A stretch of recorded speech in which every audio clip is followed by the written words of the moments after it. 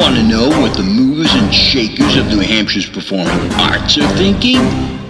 Welcome to New Hampshire Unscripted with your host, Ray Dudley.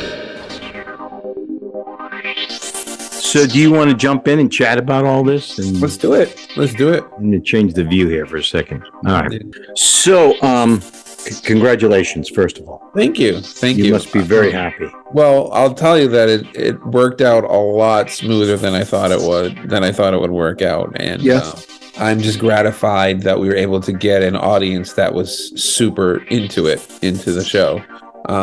And that we were able to get performers like you and directors like the ones that we had and writers and everything just kind of come together and show what's possible with theater in such a short amount of time. And I have heard nothing but glowing things. So That's good. I'm glad to hear that.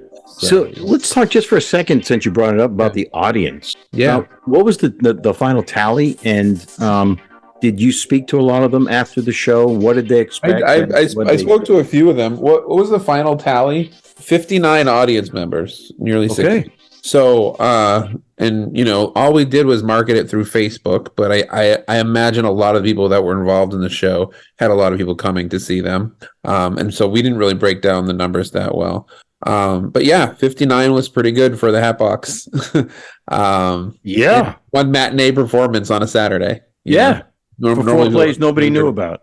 Normally people doing their grocery shoppings around that time, you know. So and 4 plays that hadn't even existed a week before. Didn't exist. Nobody knew what the plays would be until they saw them. What was your other question? You said something else. What was their reaction? Did you get a feeling of what they came in expecting, and what did they feel they got? Yeah, I didn't get a feeling for what they came in expecting. I did. There was a festive atmosphere for the whole night, though. So there were people that coming in that were excited for the show and ready to enjoy it. And then the show, I think, fulfilled on that promise that they were going to see something that was quite enjoyable and something new and unique to see.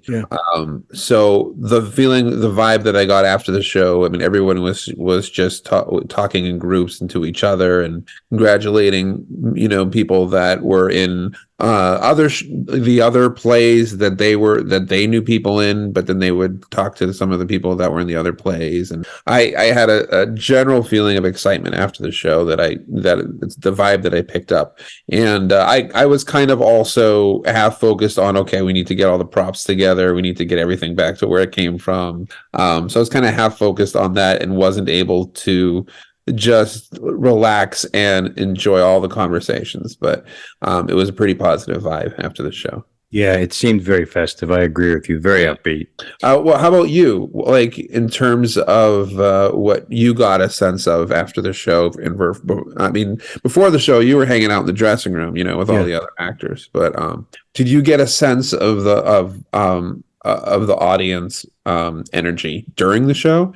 So I think as we could hear them, I wish Andrew would kind of throw a speaker back there. I know it's just over the wall, the audience, but still, it would be nice to have a speaker that's coming from somewhere in the midst of the audience. The monitor, does that have audio, or is that just? Did, but it's like you got to be up there against the TV to hear it.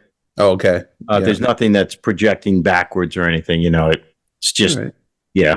But it was really when the first play hit, which was hysterical. Yeah. Right from the beginning, the audience was with it, the whole show. Yeah. They had bought in. And kudos to who wrote that one? Oh, that was Greg Parker. That was Greg Parker wrote that. And Laura Hoagland directed it. It was so good. It was so, because we hadn't seen, except for that was one thing, and this is because this is the first time we're doing this, is a few things that I kind of, I didn't think about.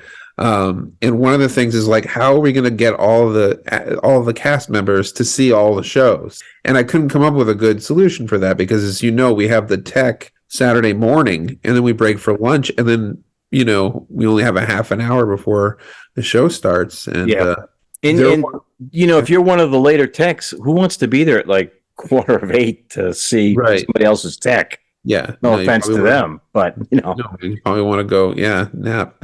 so we got but it was really cool to be able to see their shows then live. Yeah. And and in real time. Yeah. And we experienced what the audience was experienced for the most part, which was really a great feeling. Yeah. And you could hear the audience. I mean, it's a freaking teddy bear with a cigarette. And there's I mean, and that lights up on that, Yeah. And there's certain individuals in the audience who I know are always loud when they laugh. So getting that right away, and that's always encouraging.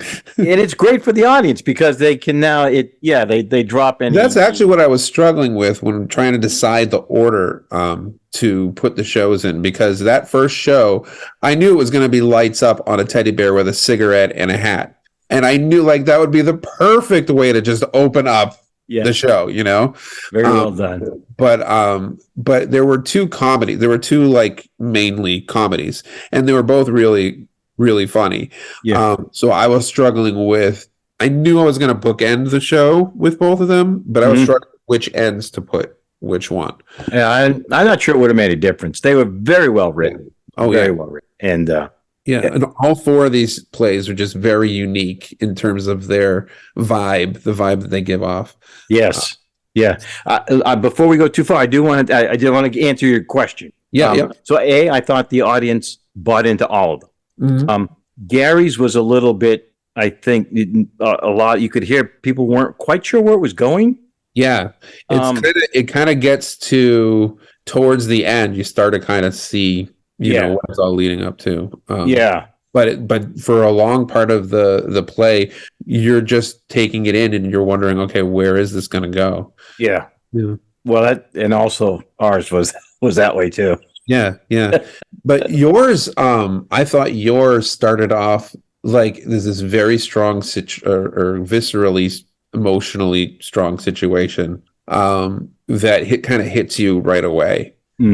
After the first, 2 or 3 scenes, after what happens, or it kind of hit me right away. And then it just plays with that. It plays with that for the rest of the show. Whereas it was Gary is the Gary show, to me, the real impact happened a little bit later in the show. Yeah, definitely. You start to figure out what it's all about. Yeah, it took quite a while to get to the payoff, but because he danced around so many things there, It was really, it was almost too protracted in, well, I'm not here to critique anybody. I'm sorry about that. I think, to get to that final resolution. Yeah. I mean, I think there is a really, I think there's almost a reward for waiting that long. It's how if you haven't had a certain food for a while, then you finally have it. It tastes that much better. No, I eat everything I want whenever I. Gotcha. I'm not kidding you, but yes, I do. Yeah. And I enjoyed them all. I'll be honest with you. I came away very, very positively struck by everything. From my point of view, I didn't have a down experience anywhere in the process. Really? Anywhere. I was initially coming in as a friend who had been asked to help out. Yeah. And I was happy and willing to do it. And then as the process went along, I personally became more and more enamored with what was taking place. To be surrounded by all of these, I'm going to call them professionals for the most part. I know nobody got paid, but this is the higher echelon, in my opinion, of a lot of the actors, writers, directors. And I know there's new ones in there, but I'm going to skip them for a second because it's a different category. But to be surrounded by people with whom you may never have acted before or worked with before, and now are on a level that, to me, they took very seriously, all of them. Yeah. And it was just a wonderful, wonderful event. I was so happy when it was done. Proud. I was proud. I'm very gratified to hear that. It was an event it was an idea that just kind of, so I don't know. I mean, I talked about this a lot in other interviews, and but I had done the 24-hour plays as an actor. And I had finally done one as a writer, and it was as a first-time writer. I had never written a play that had actually been performed before, that had actually come to life on stage. And so that moment when I finally saw words coming to life just made me think, well, I have, this is special, and this is something that I think other people need to experience if they haven't. And I'm sure, lots of playwrights have experienced that, watching their first plays and everything. But there was just so the condensed time period where it doesn't cost a lot of time to come and see what people can do with it. That was really attractive to me. So I figured if I could do that to somebody else, if I could give someone else that opportunity, and at that point, it wasn't even thinking anymore. It was just a kind of like a feeling, like I just wanted to chase that and see if that could happen, and how it would turn out and what would come of it and everything. But I was also paranoid that, I was also kind of paranoid that because there's a billion ways it can go wrong, without the right people. So I was really, really conscious of the people that I was asking to do it. There are some people that I work with that I wanted to ask with that I just didn't get a chance to ask. And there are other people that I think would be good, but I needed a guarantee within myself of people that I absolutely trusted for this first one. And so I kind of started soliciting earlier, just throwing out the idea early to people that I, was interested in. There's like a handful of people that just couldn't do it, obviously, because of the schedule. Yeah.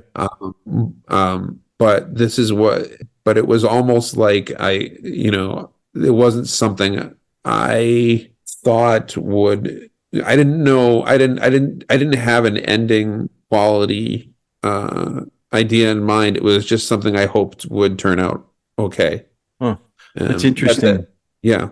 Because I looking back at the whole thing, to me, that's a crucial element especially for the maiden voyage. Yeah. Yeah. The writers, even though some of them were new, the directors, even though some of them were new, the actors and all of the other people involved, sound, lights, all that. Yeah. You needed to come out of the gate strong. And I mean this seriously, kudos to you for seeing that up front, because really it could have really gone badly. Oh yeah. I mean, I've seen some 24-hour play festivals that just kind of went on there. They got through them, but it was kind of a drudge for the audience to try to sit through it, It was a real danger. That's a danger, especially if you're selling tickets at the full price. That was my major concern. Is like a lot of the festivals, they'll sell at a disc like $5 a ticket or something like that, because they don't know necessarily that the audience is going to have a good of experience. I mean, the novelty of the thing is just to see what people can do in a short amount of time. Yeah. But it could easily go off the rails. It could easily just be boring. Yeah. So the fact that the stakes were a little bit higher because we were charging full price meant that I was going to try to get the best people that I knew, that I was confident in, and also that were kind and that work well with others, to use the often, used phrase. Yeah. Because there are some brilliant people in our community that just have a difficult time getting along with other people that they're working on it. And I didn't want that for this. Yeah. I needed people that were going to be cooperative, that were going to have that spirit of, let's just jump into this, It was tremendous camaraderie. Even though it's funny, I was thinking about this yesterday about how it had a flavor of competitiveness without being competitive. Yes. It was really nicely textured that way. The fun part of competitiveness, like when you're playing a game, you're playing parlor games or something like that. Yeah. Because there were so many different facets, and we'll get into them in a second. I really want to pick your brain here over some of these steps that, as you got to see them day after day after day. Yeah. But it was great to be able to see people I maybe heard of, but hadn't acted or performed with before, Yeah. and get a chance to see them. Yeah. Under the spotlight. Yeah. In a heated moment, right? I mean, there's nothing like you get 7 days and you can't go back. God, yeah. I don't even know if I could do this anymore because I am terrible at lines now. Lines seem to just, I need at least a week to get, I mean, that's why I kind of emailed the script on Sunday to the actors, is because they would get a chance to get a head start on the lines. It worked. Yeah. I think in a lot of cases it was really necessary. I don't know if I would have, just to be honest, I don't know if you had dragged it out to 2 weeks, because 2 weeks is getting into now like a professional schedule. Yeah. You know? I know they work all day long, but time, yeah, 7 days was like pushing it. I was feeling it towards the end of 7 days, like, okay, Well, it's kind of like a tech week, Yeah. You're there every day. Yeah. Except you're only teching on Saturday morning. We give you an hour. Yeah. Yeah. So if you don't mind, let's just go back to that first Saturday. Mm-hmm. So you had no idea which props people were going to pick. You had no idea. Well, there was no scripts written at that point. Yep. It was the luck of the draw, or the draw of the hat of who ended up with who. Yeah. So tell me how you felt watching that unfold. You unveiled the prop table. Yeah. And you kind of released these directors, the writers, to the table. Did you have any feeling at all? Were you concerned about any of the props and how they may or may not have? No, I wasn't concerned about the props. I was concerned of how people would be having a good time. But when we unveiled the props, I could feel the energy of the writers, like being interested and fascinated. I'm like, okay, if we have their interest, that's where it starts. Yeah. Because we have the writer's interest, we want them to write something that they're passionate about, that they really want to write, Well, okay. Carrie L, sometimes you start with an idea and then it goes completely another direction. Case in point, Carrie L's play, who, from what I understand, she had a whole different topic in mind and went off in the direction that it went off. I'm really glad it went where it went. Me too. Absolutely. That to me is like, that's how, when I'm writing, that's what happens to me. Like, I'll have one thing and then I'll just go off into this other thing and it'll become something else. And then you can go back and you can structure it and you say, okay, this is what it is now. Yeah. So that happened. And then other writers, it looks like they were inspired by the object right away. And it seems like they had something that was going to flow out of them. And each of the writers, took a different amount of time to finish the piece. Because, well, first of all, Peter apparently was doing a show at the same time that he was writing. Yeah. And I found this out, I think, months before we started. So I wrote to him, he's like, are you sure you still want to do this? Because I was like, these are the times you have to write, 2 p.m. from Saturday to 2 p.m. on Sunday. And he just writes back, yep. So I'm like, okay. And he pulled through professionally. And yeah. He freaking picks out a hat. He picks a hat. A straw hat. Of all the things he picks up and one. He picks one hat. He had a vision. Away. I mean, I'm assuming it brought something up in him, and that's what he took and went with it. So it brought something up, all right. Oh my God. Yeah. That was very interesting. Very interesting. So the props all get picked, and the cast have been chosen randomly to each of these people. Yeah. No scripts have been written. No. And there were 2 new writers. Did you personally have any concern at any time about them coming through, or anybody coming through writing-wise in the 24 hours? I was not concerned about, so writing-wise, I was very specific. I very intentionally chose the 2 people that I chose as the first-time playwrights, because I know that they had both, they were both heavily involved in theater for a long, long time. And Carrie L has acted brilliantly. She's directed brilliantly. I've seen her directing work, and I knew that I was not concerned. I knew that she had it in her. And Peter's the same way. He's acted and directed tons of things before, and he's created. When I was doing shows with Theater Kapow, we were, it was Theater Kapow is kind of a very collaborative theater group. So you create while you're rehearsing. You actually create some of the show together, and Peter's been part of that process. And so I understood that about him, and that's why I chose him. I thought he would be the perfect candidate as a first-time writer. And of course, the other two were experienced playwrights, Greg Parker and Gary Locke. And so they agreed to do that. And for the first-time directors, it was a little bit more of an area that I was not familiar with because I've never been a director. I've never been in the directing world. But there was, both Mary and Laura were already two people that had expressed strong interest in directing something. And I know Laura is actually going to be directing a full-length play coming up. Oh. And Mary's gung-ho about almost anything.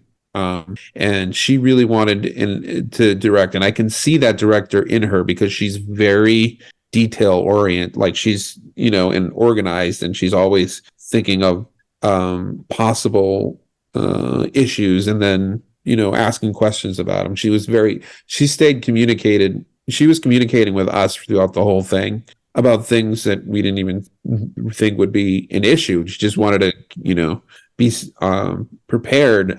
She was probably the most prepared person I've ever met in my life, and so I thought both of those would be great candidates for directors because of those qualities. And so I thought, okay, great. We have two, perfect candidates that haven't directed before, but I could really see directing. And then two candidates who I'm surprised haven't written before or haven't playwrighted before. They might have done a few little things here and there. And so with that, I just got the two best, one of the two best directors that I know that could actually do it, which is Brian and Kelsey, for the veteran spots. And we've both worked with both of them. Right. And I think they're just very talented and able to manage a variety of things, and was very impressed. And I figured, if we match the veterans with the first timers, so if we match the veteran directors with the first time playwrights and the veteran playwrights with the first time directors, that could balance out help to iron out any possible kinks along the way. Did it, in your opinion? I think so. Okay. I absolutely think so. Yeah. I want to get back to that first day still. So hang in. This could be a long night. Yep. No, I don't have any other plans right now. That's sad. Just kidding. Well, it's a Sunday. I'm kidding you. So you give the writers a prop, or they take a prop, they find a prop. Mm-hmm. You created a statement that had to be in all four productions. Was it? Yes. Did it? Okay. And go ahead. Put it in the program. But yes, it was. And then you let them go to kind of audition the cast and talk with them. And then what happened? They left. Did you leave them alone say to them, don't talk to me for 24 hours. Go find a confessional somewhere where you can sit and write. What happened for those next 24 hours? Yeah. Well, they went home and wrote, or they went wherever they could go to write, if they were doing other things. But I did not tell them not to talk to me. Okay. We stayed in constant communication. Actually, we started a messenger chat with all four writers and me, and then eventually Mary. But I didn't want to overcrowd the place too much. But there was a few questions that popped up. Things that caught you off guard, or just that you're like, oh yeah, no, I can answer those. Actually, one of them I wasn't able to answer competently, but one of the other writers it was like how many minutes a page, because the first time writers never really wrote plays before, so the question came up, well, like how many pages should I be writing? What's that going to time out to? Yeah, which is a legitimate question. I thought that as an actor. I thought, how do they know? There are some people who could probably write a thesis in 24 hours. Never mind. Right. Yeah. 20-minute play. I actually didn't know either. So I got a double spaced, one of the old double spaced typed scripts of mine, and I read down the page and I counted how many words were on one page, and I counted 100, but apparently there's more words than that. So I don't know. They figured it out. Was there ever a time when someone could have gone more than, say, 30 minutes to their The requirement was 20 to 25 minutes. So if that happened, there would have been some cuts probably.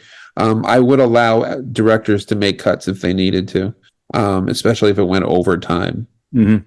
I think one of the things I'm going to do differently about next year, the writing process, is once the writing process is done, although I don't know if you had questions about that at that point, the scripts were due at 2. Mm-hmm. But I'm going to sort of inform the writers that communication time with a director should probably be allowed During the writing process. Yes, because or after the scripts are done and the directors have chosen their script, the directors could choose one of 2 scripts. However, if one director is dead set on another script, the other director is either doesn't have much of a choice. They'll just say, okay, I don't think that's. But I think once the directors have chosen their script, I think there should be something allowed, and we're trying to figure this out now. For the next season, is something allowed to for there to be time between the directors and writers to communicate. And make sure they can iron out anything they need to iron out on Sunday night before rehearsals begin. So we'll be thinking about that now. I'm interested in hearing feedback from the writers and the directors, because I'm sure some of them have lists of things that they could recommend for next year. And we'll be sending out emails with an actual form that you could fill out with certain questions. You can say, okay, what worked, what didn't work, what would, do better? Would you be interested in doing it again? Blah, blah, blah, blah, blah. So they'll be coming up after the writers are done writing. That's it's a 2:00 deadline on Sunday. Mm-hmm. And like I said, all the writers had turned them in at various times throughout that, which was amazing. But once it's final, we send them to the directors. And the directors can read them over and choose between themselves again which ones that they would like to direct. They got to look at all 4 of them and choose one. They weren't. Because the veteran directors are directing the first time writers. All right. Scripts. So they were in pairs. They would decide in pairs, basically. Mm-hmm. Yep. Did the actor appropriation amongst the different writers work out well for you? Did you like that process of the randomization? I did like the random part of it, and I'm glad that was really happy with what it turned out to be, because you and Jen have both worked with Brian in several other occasions. Yeah. And I was like, oh, good. You're already familiar with him. And I don't know if Deirdre had, but Deirdre is she can work with anyone pretty easily. So. I agree. So I was happy with how it ended up being the case, which actors got which roles and what the directors that were matched up with them. It's interesting that the way the plays turned out. I know Peter especially, and I think in Carrie L's case, the plays were written with those actors like literally in mind, as opposed to just writing something and say, here, you go try to fit into it. Past it, right. So that's brilliant, Yeah. I mean, that's straight out of the 24-hour play festival. That's what happens at the 24-hour play festival is that the writers and the actors get together for interviews before the writing even begins. And sometimes the directors are there at orientation so that everybody's, but I wanted to give the directors a choice between scripts. So if the directors were present at the orientation during that section, they wouldn't really know which group to go, interview with yet because they haven't chosen their script yet. So I wanted to give directors that choice after the fact. So this at this point, I think, could have been one of the major pitfalls or minefields, because especially with the first time writers, if they don't know, even in an interview, the interview wasn't that long, basically. Right. But if you've never seen somebody act or know how well they can or cannot perform, then you go home and write. Good luck. I mean, they just have to trust that you're competent actors. Yes. Yes. And yeah, I mean, I think the interview was designed so that anyone can say, you can talk about your experience or what works for you as an actor if you want, and what kinds of roles maybe that you're better at or you feel like more comfortable doing, like I think in yours, I think someone said that they were a dancer. Jen. Jen said she dance. And so I think Peter took that and just, sort of included that in his piece. Yeah. Well, actually, he did more than that because we saw him afterwards, and he said the whole thing was written specifically from the audition, from 95% of it. Oh yeah, that Deidre had mentioned before from when we worked together on Gods of Carnage. That she liked to hit me or abuse me. He writes that into the thing, Oh, nice. Yeah, he and I will have words about that later. But I think it worked for the show. But wow, that's great. Great. He did it on a very granular level. Yeah.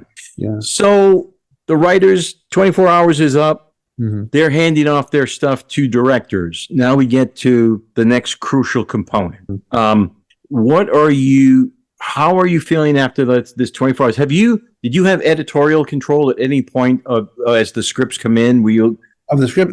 No. I try to stay out of the artistic part of the process as much as possible. Even subject matter. I mean, yep.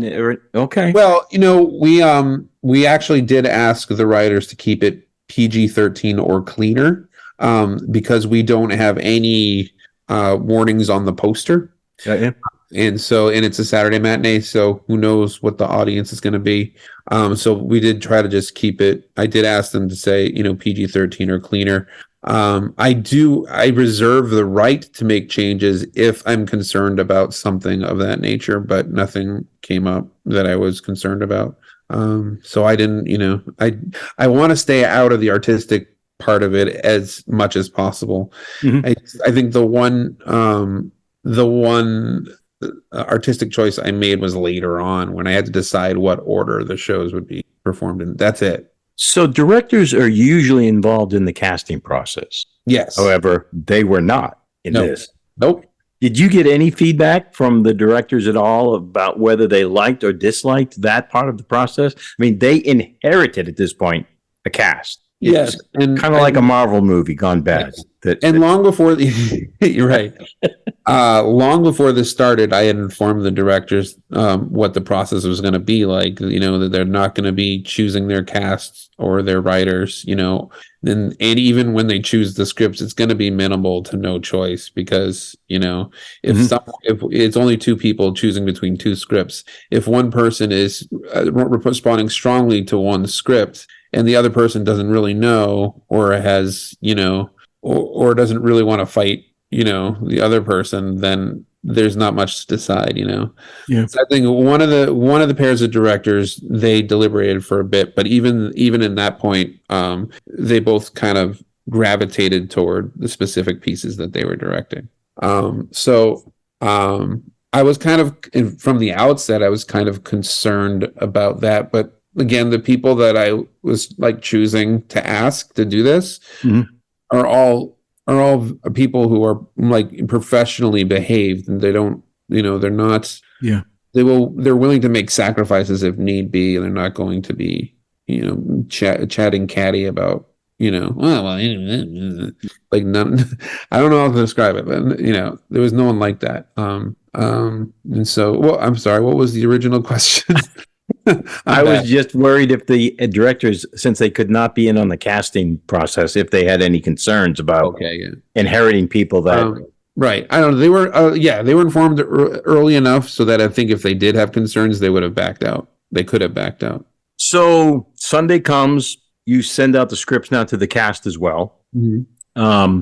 Some of the scripts, 3 of them, were pretty much dialogues. Yep. One turns out to be a beautifully written, extremely funny monologue. Yep. Well, ish. Greg's thing. So day 1 comes, Monday's here. You and I think. So there's Meredith and Sandra? Yes. So the 2 stage managing? Yes. So now the process is now in motion. Yeah. As you eavesdrop, your production crew is such to eavesdrop in on things. Mm-hmm. How on day one are you feeling about? Is anybody like overwhelmed? Are you getting any like, geez, I don't know if this is gonna pan out? Well, I was pretty positive after we got all the scripts and all the directors were set and they were doing work on it Sunday night. I felt fairly positive about the process, but I was still in that state of, well, I've never done this before. When's the ball? When's the other foot going to drop? Slowly. So I was maybe over prepared for everything. And when we had the, for like learning the rules of the rehearsal space, which was the nursing home, I had asked everyone who could come 15 minutes early to come 15 minutes early to get the rules of that place. And so I kind of wanted to be there, the start of Monday's rehearsal and just answer questions and, help out and see what the actual problems would be with rehearsing in the space. For example, there's only one key. So, how do we work that out with 4 different groups coming in and out? I wanted to be there to make sure that everything sort of ran as smoothly as it could.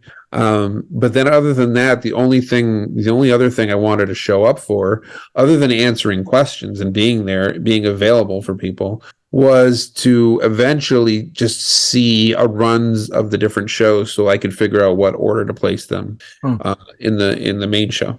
And that was Thursday because I wanted to give people time to get it developed. But I also wanted to let the writers know and other people know what order the shows would be performed in. And so I thought Thursday would be a good time to do that. So I came in briefly for each rehearsal, just saw one run through, and then just made decisions Thursday night on the order. But that was it. I think for rehearsal was the part where I was least involved in. Yeah. Did you reach a point where you were like, this is really going to work? I don't want to jinx anything here, but I think. Yeah, after curtain call, I was pretty confident that it worked. Up until that point, I just didn't know. Fair enough. Yeah. So so it's not seeing the plays then early on, or at least the rehearsals, you did not witness any morphing of the actual plays from start to and then this is brilliant. No, actually I did not. I think every rehearsal run that I saw was almost exactly what I pictured in my head when I read the scripts. No more, no less. I thought, okay, yeah, this is what I thought. This is my initial idea of how to place these is actually correct. So we ended up putting them in the order that I initially thought, once I read the scripts, that I initially thought we would put them in. Yeah. You probably couldn't have counted on there being like 2 comedies and 2, I wouldn't call them not comedies, but. No, well, right? No, they're not. I mean, Gary's has some funny moments, but it's mainly it's like a science fiction sort of like kind of cerebral. From Gary, huh? Yeah, and Peter is a very abstract, guttural piece. So I don't even know what genre to put that in either. And the other 2 were just laugh out loud comedy. So. There was no question I was going to bookend the show with those 2. It was just a matter of what goes between and which of the 2 laugh out loud comedies would I put first and versus which I would put last, basically. So Friday, last rehearsal, some people went dark, some people didn't, but basically I think everybody still rehearsed all 5 days. At this point, had you hit any hurdles or run into anything that you were like, oh, didn't see that coming? Maybe for like 5 minutes when we were told one of the cast members caught COVID and couldn't do the show. For 5 minutes, I was like the panic part in my mind kind of struck, but then it was really not a problem at all to get someone in on book for that. I just figured, well, if we have to put someone in a book, we'll put someone in. At first, I was like, if this had happened 3 years ago with, the vaccines just coming out, not everybody getting vaccinated and everything, that would have been a much bigger deal. Yeah. There would be everything from, should we keep the show going? Or should we just shut down the show itself? which is why I chose not to do it in those years. There was I think 2021. We were starting to get a Hatbox schedule again. Like towards the end of 2021, and they asked if they want to do the 7-day plays, and I thought, I don't really want to chance it with this, all these cast members and directors and everyone, and like if someone gets COVID, it's not we might go insane trying to figure out how to continue putting it on. So I think I needed to wait for that to settle, which is why I kind of waited a few years to pitch this. Well, I actually did pitch it for 2020, but then COVID hit like in February or March of 2020. Yeah, early on, right? Right. So I took it out. But so I lucked out. So for like maybe 5 minutes, I was like, oh no, someone got COVID. But then I was like, no, just have another really brilliant actress step in on book. She did great too, by the way. She really stepped up, man. Oh man. Yeah. I never met her, and I mean, I guess the only thing I regret was not being able to see how the first actress did the part, because she's also a really good actress. I'm sure they did them. They put their own flavors into it. So hopefully we'll get her back for next year. Yeah. Saturday morning comes. Everybody gets what, an hour-ish? Everyone gets exactly an hour to tech their show. Yeah, because there's only so many hours in the day. I know, and you gotta. I'll get to another point in a minute here. Were there any concerns about things that could not be teched? I mean, were there? I think most of the shows, all of the shows, were pretty basic, right? That lighting, sound wise, there's nobody needing anything. The show with the most cues was Greg's show, the one that started it, and he wrote it. And he's also doing tech, so he gave himself the most work to do in his own show, which I thought was hilarious. But we thought there was a slight chance that might go over an hour, so we put it last in the tech schedule, in case it bleeded into past noon. You still had at least an hour for break time and eating, stuff like that. But other than that, no, I mean, everything was pretty smooth. 4 plays. Did you wish looking back, are you willing to introduce more than 4, or is 4 for you a fine number to settle on? I think 4 is a fine number only because of the time.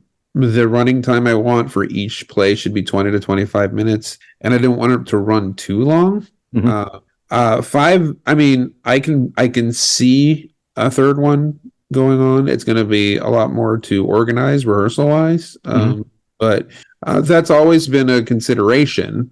I don't know that I've 100% cut out the idea of a third one. I just feel like the running time of 2 hours is perfect. Yeah. With the 4, so we'll see. Yeah. Moving into the last category, which for the most part, well, I'll say it's the last category, the actors. What was the feedback from them? Were you getting a lot of positivity as it was going on, or were you like, was anybody concerned that 7 days was not enough or was too much? No, I was lucky enough to not have anybody really come to me with concerns about that. I don't know if the stage managers got any of those concerns. I don't think so. Sandra was wonderful. Sandra is amazing. She's so focused. First time she sent out an actual thing, I'm thinking that she's like scribbling notes. She sends out this document that's everything that happens on rehearsal. Yeah, I saw them too.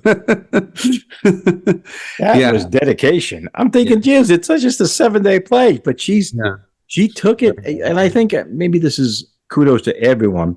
I think there was a professional attitude from everyone throughout. Now, I don't know. I didn't see the other rehearsals, and I don't know whether they took it more lightly.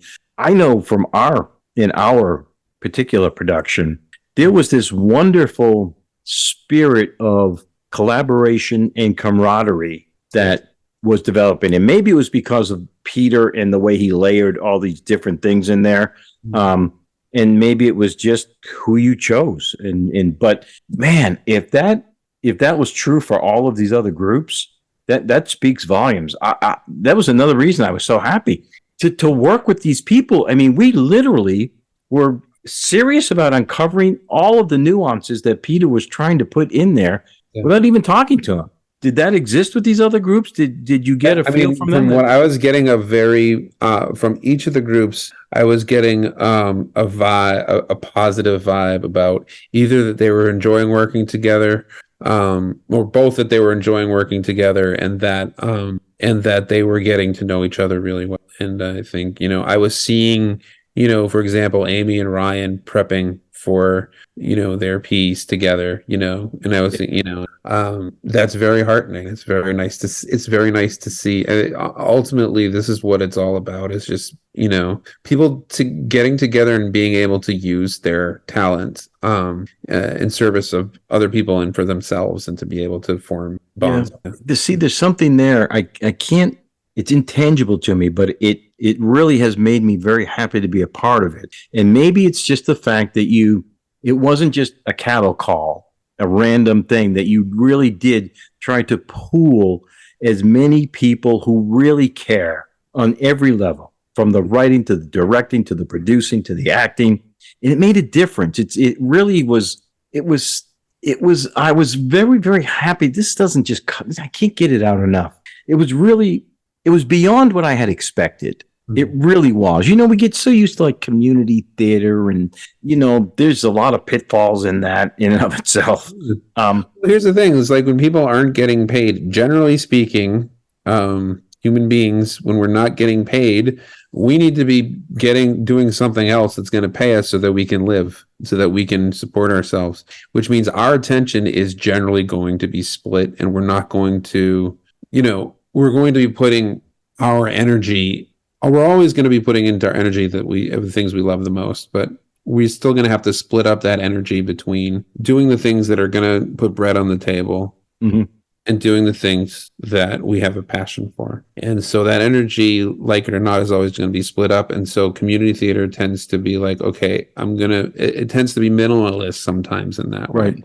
Right. Where you're not going to, you're only going to have so much time and so much energy to put into this thing. Even though you love it a lot, you're only going to have that much time and energy to put into it before you go broke. Well, there's that aspect of it. And then you topped it with choosing high caliber people. Yeah. That's a different. Well, it's one thing for it to be your bowling night, or, your softball league, and, right. You're a crappy second baseman, but you're out there with all your buddies. Yeah. It's another thing to have like I don't want to call it an all-star team. That's very elitist. No. But the fact that you did that, you handpicked, especially in this inaugural one, made a big difference, I think. Yeah. Well, I mean, I was making an effort to pick people whose work has lived on, like, in my memory of having done theater, whose work has affected me, whose work has been professional, and whose work has been strong. And I kind of started soliciting as early as possible, not saying, can you do this, but like, is this something you'd be interested in doing? Like, I think as soon as we found out that it was going to be selected, which was like last May, and I wanted to just get people's thoughts on that, on whether or not they'd be interested in. I made up this little document explaining what it would be all about, and I'd send it to people, and they could read it, and then they could chew it over and see if there's anything they'd be interested in. So I got a list of people who were interested, so that when the time came, I think around fall, like sometime late fall, I sent out another email to all the people that said they might be interested in it, and I said, I'm going to have to start making some decisions to, whether people are going to want to do this or not. And then starting in January, at the end of each month, like really the last day or sometimes the last hour of each month, I would just send an update of, what was going on with it, and reminders of, like, we had like this form that you could fill out and everything. And to just keep people on the radar. And I think starting it that early really helped, because past when it starts to get into the winter shows and people start making their schedules, what they're going to do. And this thing requires you to be present somewhere every day of the week, and then Saturday. So if you have other things going on, you're not going to be able to do that. And it's not like we give each of the directors one choice for dark day if they want to, but that should be based on the director's assessment of how the play's doing, and if they can afford to take a dark day. I think, all the plays took all 5 days, even though one of the directors was out. All the plays still took all 5 days. We still had all the 4 slots for all 5 days. And so, one of the stage managers just kind of helped out with the final rehearsal for that show. But it's a strong commitment for any person to do. So I want to try to get people to think about it as early as possible so they can look at their schedule and say, okay, I have nothing that week, I can do it. Yeah. Yeah. Saturday comes, everybody does their tech. 4 writers who have not seen their play yet performed are hopefully showing up to see their play performed. Yeah. Well, one of them's in the tech booth, so that was easy. Yeah, cheater. So how did that go? How did the feedback from them? Were any of them like, I'm not sure that's what I wrote? Or I think all 4. Well, I think I only got feedback from the 2 first time writers. I just hadn't asked the veteran writers yet how, what their experience was, but they were both very super impressed. Oh, good. With everything. And they were, I think they were both just really, and Peter had just gotten an award. I didn't realize that until he posted something on social media that he had just gotten an award that day for something. What? Yeah, which I don't know if that's that's why he was worried about not being able to make it or not, but he ended up making it, and he saw it, and I talked to him afterwards, and he seemed very enheartened by it, and that's that was the gist of what I got from our conversation. And Carrie was over the moon. Yeah, her play was incredibly funny, and then so bizarre, so twisted. Right? It's not something I would have thought would have. The only female writer in the group writes about that subject. That's awesome. Yeah, I kept scratching my head. I'm like, really, Carrie Hill? This is. Yeah. I did talk with Peter a little bit afterwards, and he seemed over the moon to me.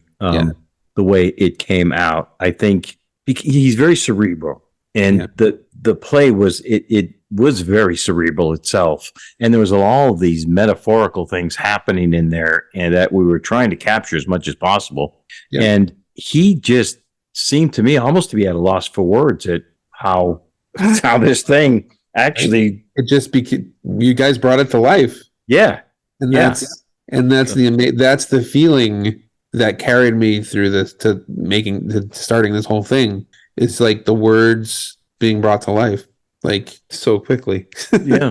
Wait, isn't that a danger too, though? Right? Because as an author or playwright, especially, you have no idea what they have to interpret what they think you meant by a phrase. Well, especially this is the piece that Peter wrote was a very interpretive piece. I mean, it had a lot of room for interpretation. Yeah. So that could be the danger. But I think also with concomitant with that is the mindset of interest to see how someone will interpret it. Whereas if you might be a writer who like this has to be done a certain way, you're more likely to be disappointed with how it's actually done. But if you're a writer who's like, I would like people to take this and see what becomes of it, then you're more likely to enjoy what they do. So there's both sides of the equation there. So shows have done. The audience now, did you have chance to, and this kind of takes us now full circle. Did you speak with the audience before, members, and then after to get a flavor or feel for their expectations? Were they met? Were they? No, I mean, I've gotten feedback, positive feedback from audience members afterwards, but I didn't get a sense of what they were expecting, other than I guess I felt like they were expecting, we're going to see something experimental and you see how it works out. I'm happy to support theater, that kind of thing.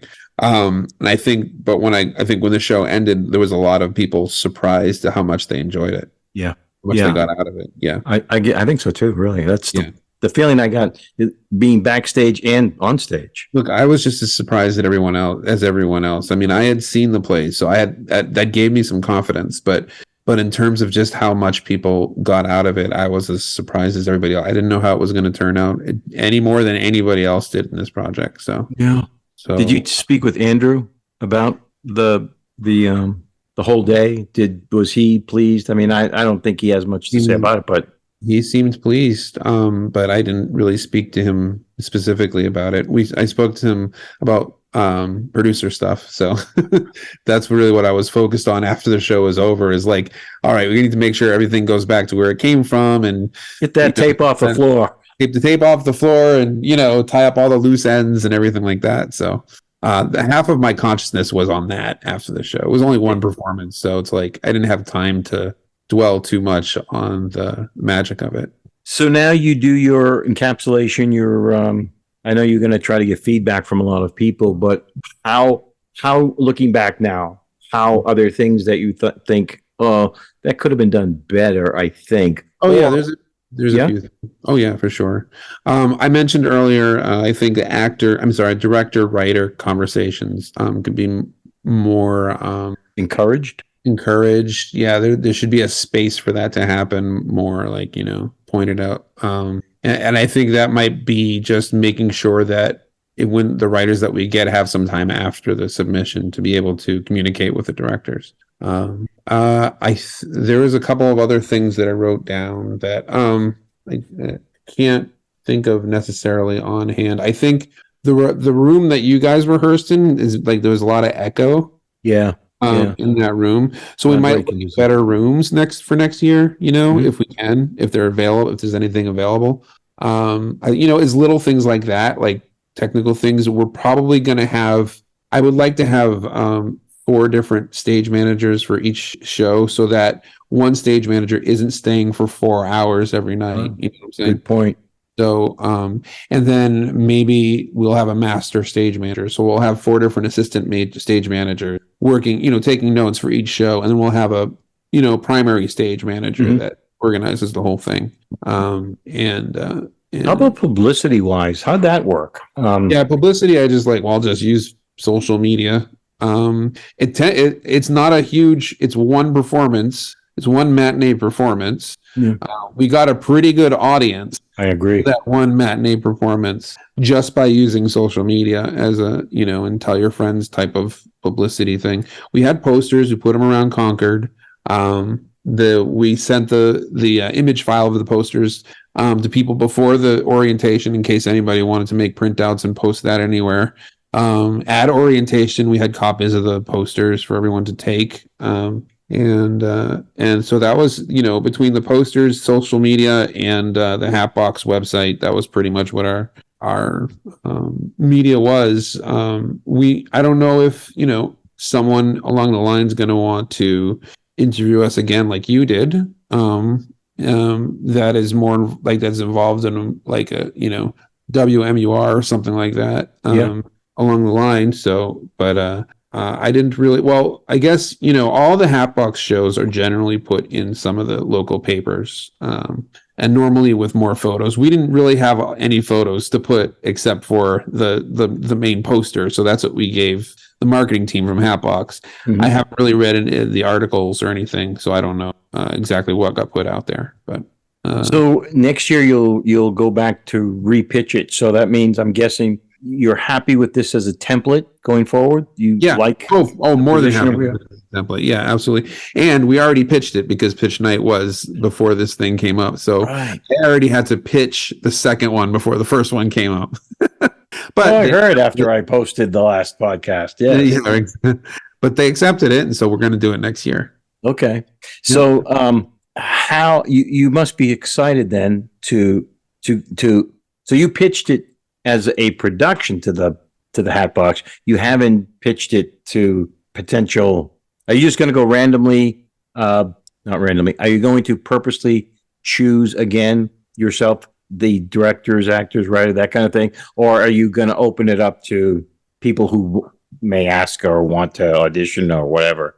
Oh, no, I don't think we're going to do auditions. I think I'm generally going to do what I did last year, except to some different people. And, just give everyone a chance to experience it.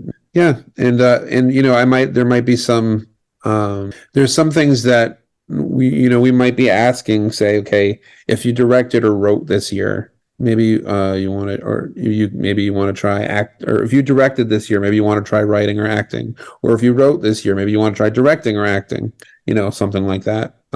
So if we put someone who worked this year in a different position for next year, that's something that we could look at as well. All right. It's actually when we're going to be sending out the post-mortem questionnaire, and one of the questions is, would you be interested in doing this again? And if so, in what capacity? Would you be interested in doing a different role? And stage manager is also an option too. Would you be interested in stepping into a stage management role? And knowing that it's probably just going to be that one rehearsal slot instead of the whole night. Mm-hmm. Yeah. So that's one of the questions on the questionnaire, and we'll be interested in reading the answers to that too. Okay. Yeah. Well, I think I have evacuated my brain. Yeah, I think I don't have to ask you any questions because you already answered them when you were asking me questions. So okay. Well, I really do want to thank you. I mean this sincerely. And there you go. Another great one in the tank. That one's going off to the memorial. Have a great day.